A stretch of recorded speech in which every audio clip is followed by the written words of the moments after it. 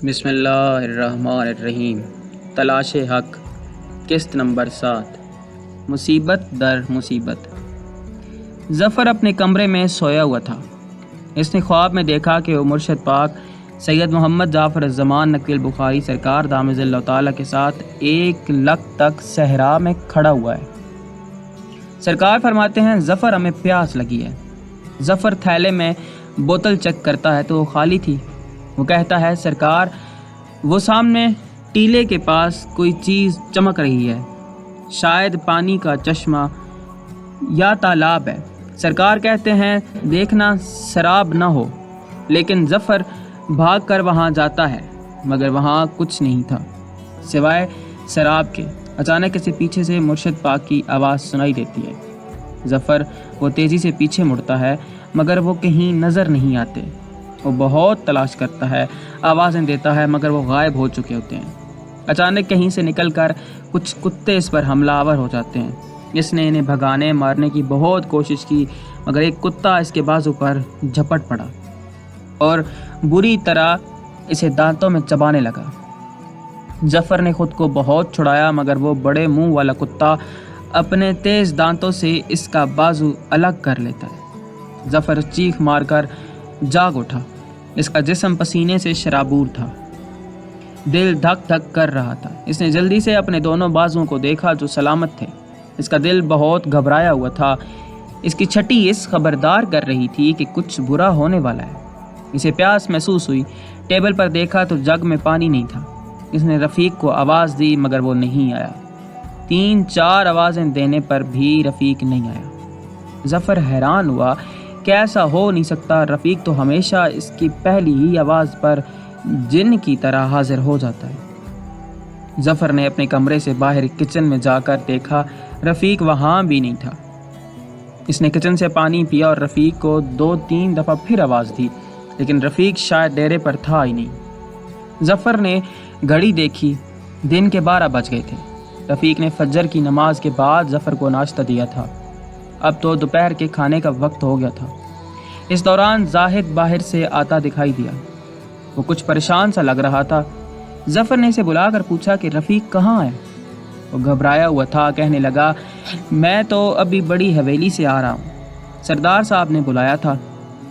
ظفر نے اسے کہا کہ رفیق کو تلاش کر کے لائے۔ زاہد جی سائیں کہہ کر باہر نکل گیا جبکہ ظفر اپنے کمرے میں چلا گیا۔ ابھی کمرے میں بیٹھے سے تھوڑی دیر ہوئی تھی، اچانک اسے خیال آیا کہ خواب میں مرشد پاک کو بھی پریشان دیکھا ہے۔ اس نے سوچا انہیں کال کر کے خیریت دریافت کرتا ہوں۔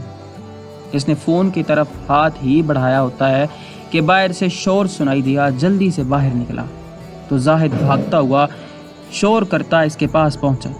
سائیں جی، سائیں رفیق کھیتوں میں مرا پڑا ہے۔ ظفر نے کہا کیا بکے جا رہے ہو؟ زاہد ایک ہی رٹ لگائے جا رہا تھا، رفیق کھیتوں میں گرا پڑا ہے۔ ظفر کا دل جو پہلے ہی پریشان تھا تیزی سے دھڑکنے لگا۔ اس نے کہا چلو مجھے وہاں لے چلو۔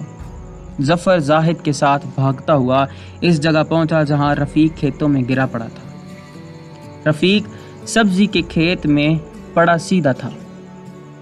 ظفر کو یاد آیا کہ اس نے رفیق کو آج بھنڈی پکانے کی فرمائش کی تھی۔ تھوڑی سی بھنڈیاں ٹوٹی ہوئی پاس پڑی تھی۔ ظفر نے رفیق کی گردن پر ہاتھ رکھا، وہ فوت ہو چکا تھا۔ اس کے منہ پر جھاگ ملی ہوئی تھی، چہرہ نیلا تھا۔ زاہد کہنے لگا سائیں لگتا ہے اسے سانپ نے کاٹ لیا ہے، یہ دیکھیں پاؤں پر سانپ کے کاٹنے کا نشان ہے۔ ظفر نے دیکھا تو رفیق کی پنڈلی پر سانپ کے دانتوں کے نشان تھے۔ ظفر سوچنے لگا کہ ایسا کون سا زہریلا سانپ تھا کہ رفیق کو یہاں سے نکلنے کا موقع بھی نہیں ملا، کیونکہ کوئی سانپ کاٹے تو جب تک اس کا زہر پوری طرح اثر کرتا ہے انسان کہیں نزدیک ہیلپ کے لیے پہنچ سکتا ہے۔ ظفر نے غور کیا تو اسے وہاں کچھ اور قدموں کے نشانات بھی نظر آئے۔ ظفر نے زاہد کو کہا کہ کچھ لوگوں کو بلا لائے اور ڈاکٹر کو بھی بلا لو اور پولیس کو بھی اطلاع دو۔ ظفر کو رفیق کو اس طرح دیکھ کر بہت صدمہ پہنچا۔ بساختہ اس کی آنکھوں سے آنسو چھلک پڑے۔ اچانک اسے اپنا خواب یاد آیا تو وہ چونک پڑا۔ وہ اس کا بازو دراصل رفیق تھا۔ ظفر صدمے سے نڈھال ہو کر کھیت کی پگڈنڈی پر بیٹھ گیا۔ ظفر کے دماغ میں مرشد پاک، خواب، رفیق، بازو، کتا اور سانپ چل رہے تھے۔ اسے کچھ سمجھ نہیں آ رہی تھی۔ وہ رفیق کے چہرے کو دیکھتا جس پر عجیب سا حسن اور سکون تھا، اور رو پڑتا۔ وہ بلک بلک کر رو رہا تھا کہ رفیق اس کا دایاں بازو تھا۔ کچھ ہی دیر میں سردار صاحب، ڈاکٹر اور علاقے کے تھانے سے پولیس بھی پہنچ گئی۔ ڈاکٹر نے رفیق کو دیکھتے ہی کہا کہ اسے سانپ نے ڈسا ہے اور اسے مرے ہوئے کم از کم 3 گھنٹے گزر چکے ہیں۔ ظفر نے تھانے دار کو کہا کہ یہاں 3-4 بندوں کے قدموں کے نشانات ہیں، اور رفیق کے کپڑوں کو دیکھیں مڑے تڑے ہوئے ہیں، جیسے اس کے ساتھ دھینگا مشتی ہوئی ہو۔ سردار صاحب آگے بڑھے اور کہنے لگے کہ ظفر بیٹا، علاقے میں کس کی ضرورت ہے کہ ہمارے نوکر کے ساتھ لڑائی کرنے کا تصور کرے؟ اسے جب سانپ نے ڈسا ہوگا تو یہ زمین پر تڑپا ہوگا، جس وجہ سے کپڑے خراب ہو گئے ہوں گے۔ ظفر کہنے لگا، اگر یہ شدت درد سے تڑپا ہوگا تو پھر ارد گرد بھنڈی کے پودے کیوں نہیں ٹوٹے؟ تھانے دار نے کہا، سردار صاحب بندے کا پوسٹ مارٹم کروا لیتے ہیں، دیکھ لیتے ہیں، جسم پر کوئی مار کٹائی کا نشان ہوگا تو پتہ چل جائے گا۔ ویسے میں نے نعش کا سرسری معائنہ کیا ہے، تشدد کا کوئی نشان نظر تو نہیں آیا۔ مزید ظفر سائیں کی تسلی کے لیے ڈاکٹر معائنہ بھی کروا لیتے ہیں۔ سردار صاحب کہنے لگے، یہ ڈاکٹر صاحب پاس موجود تو ہیں، اپنے فیملی ڈاکٹر ہیں۔ ظفر نے کہا، لیکن یہ پوسٹ مارٹم تو نہیں کر سکتے نا۔ سردار صاحب کہنے لگے، اب اس بیچارے کی لاش کی چیر پھاڑ کروا کر کیوں گناہگار ہوتے ہو؟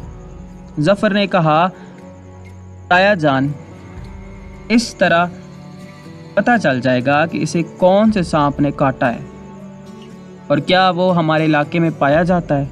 سردار صاحب نے کہا، اچھا جیسے تمہاری مرضی۔ ظفر غم سے نڈھال تھا۔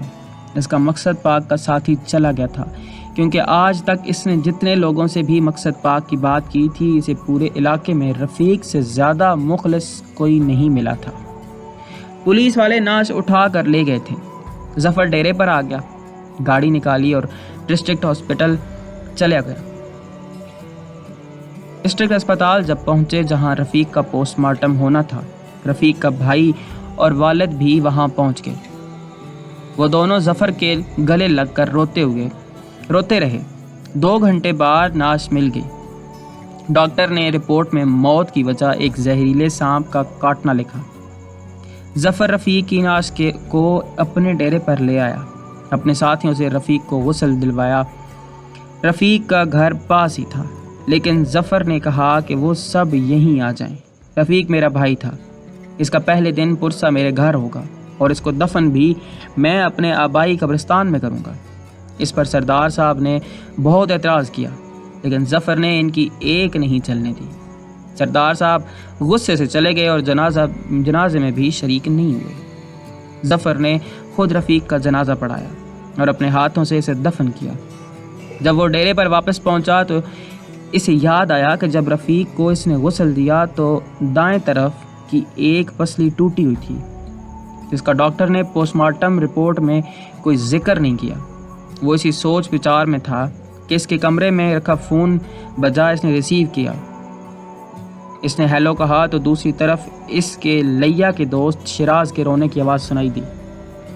وہ سمجھا شاید رفیق کے چلے جانے کا شیراز کو پتہ چلا ہے، تو تعزیت کے لیے اس نے فون کیا ہے، مگر وہ تو بلک بلک کر رو رہا تھا۔ ظفر نے اسے صبر کی تلقین کی، مگر اس نے کہا، کیسا صبر؟ کیا تمہیں پتہ ہے؟ ظفر نے کہا، کیوں، کیا ہوا ہے؟ شیراز کہنے لگا، غضب ہو گیا ہے، قیامت آ گئی ہے، ہم برباد ہو گئے ہیں، یتیم ہو گئے ہیں، ہمارا روحانی سایہ، ہمارے غم گسار، ہماری روح کی روشنی، نگری پاک کی رونق اور مقصد پاک کا ستون، ہمارے مرشد پاک کریم سید محمد جعفر الزمان نقوی البخاری سرکار دامت اللہ تعالی رات پردہ فرما گئے ہیں۔ ظفر کے منہ سے نکلا، کیا کیا کیا کیا کہا تم نے؟ ابھی پرسوں تو میری ان سے فون پر بات ہوئی ہے، بھلے چنگے تھے۔ شیراز کہنے لگا، رات 12 بجے اچانک پتہ چلا کہ پردہ فرما گئے، کوئی بیمار نہیں تھے۔ لوگ مختلف قسم کی گفتگو کر رہے ہیں. ہمیں بھی صبح صبح پتہ چلا کیونکہ صبح جلدی ہی جنازہ و تدفین ہو گئی تھی. ہمیں تو کوئی ہوش نہیں تھا, پاگلوں کی طرح پھر رہے تھے. ابھی اچانک مجھے یاد آیا تو آپ کو اطلاع دی ہے. ظفر کے ہاتھوں سے کریڈل زمین پر گرا اور وہ خود صوفے پر گر گیا. وہ دھاڑے مار کر رونے لگا, منہ پر زور زور سے ماتم کرتا. رفیق کے صدمے کے بعد اب سرکار مرشد پاک کے جانے کے بعد تو اس پر قیامت ہی آ گئی تھی. اور وہ جلدی سے اٹھ کر کچھ سامان پیک کیا, گاڑی نکالی اور لیا کے لیے چل پڑا. یا رب محمد وآل محمد صلی علی محمد وآل محمد وعجل فرج آل محمد.